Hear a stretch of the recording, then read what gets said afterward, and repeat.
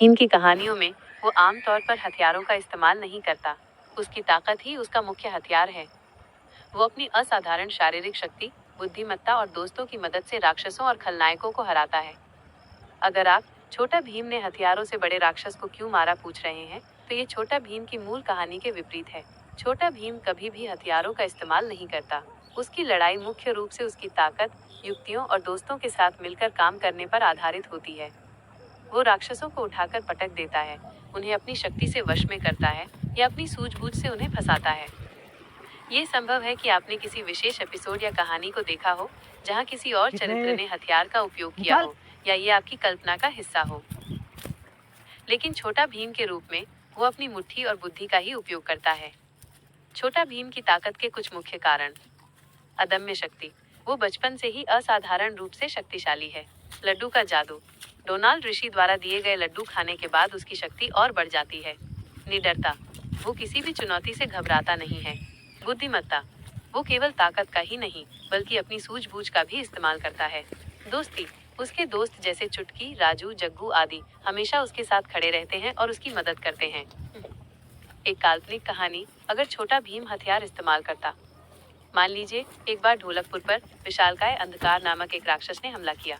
ये राक्षस इतना विशाल और शक्तिशाली था कि भीम भी अपनी सामान्य शक्ति से उसे रोक नहीं पा रहा था। राक्षस हर दिन गांव को तबाह कर रहा था, फसलें नष्ट कर रहा था और लोगों को डरा रहा था। ढोलकपुर के राजा इंद्रवर्मा और सभी ग्रामीण चिंतित थे। भीम ने कई बार राक्षस से लोहा लिया, लेकिन हर बार राक्षस अपनी अजीबोगरीब शक्तियों से बच निकलता था। भीम ने महसूस किया कि इस बार उसे कुछ अलग करना होगा। वो डोनाल्ड ऋषि के पास गया और अपनी दुविधा बताई।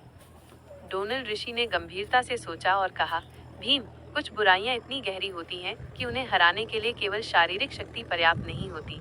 इस विशालकाय अंधकार को हराने के लिए तुम्हें सूर्य का त्रिशूल चाहिए। ये त्रिशूल हजारों साल पहले देवताओं द्वारा बनाया गया था और इसे केवल एक शुद्ध हृदय वाला योद्धा ही उठा सकता है। भीम ने त्रिशूल की खोज में एक खतरनाक यात्रा शुरू की। उसे घने जंगल, ऊंचे पहाड़ और रहस्यमय गुफाओं से होकर गुजरना पड़ा।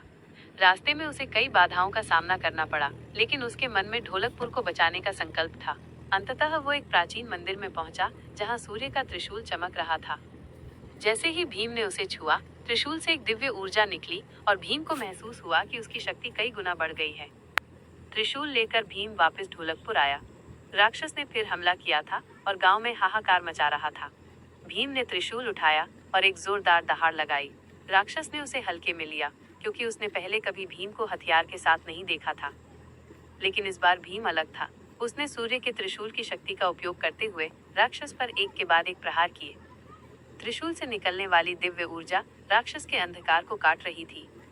राक्षस दर्द से कराह उठा और पीछे हटने लगा। भीम ने अपनी पूरी शक्ति से त्रिशूल को घुमाया और एक अंतिम प्रहार किया।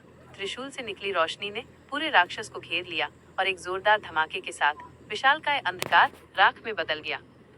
ढोलकपुर के लोग खुशी से झूम उठे। भीम ने त्रिशूल को वापस उसके स्थान पर रख दिया, ये जानते हुए कि असली शक्ति उसके अंदर है, उसकी बहादुरी, दया और अपने लोगों के प्रति प्रेम में। उसने समझा कि हथियार केवल एक साधन हो सकता है, लेकिन असली नायक हमेशा अपने गुणों से बनता है। ये कहानी केवल एक काल्पनिक चित्रण है, क्योंकि जैसा कि पहले बताया गया है, छोटा भीम अपनी कहानियों में आमतौर पर हथियारों का उपयोग नहीं करता है। वो अपनी अंतर्निहित शक्ति और बुद्धिमत्ता पर निर्भर करता है।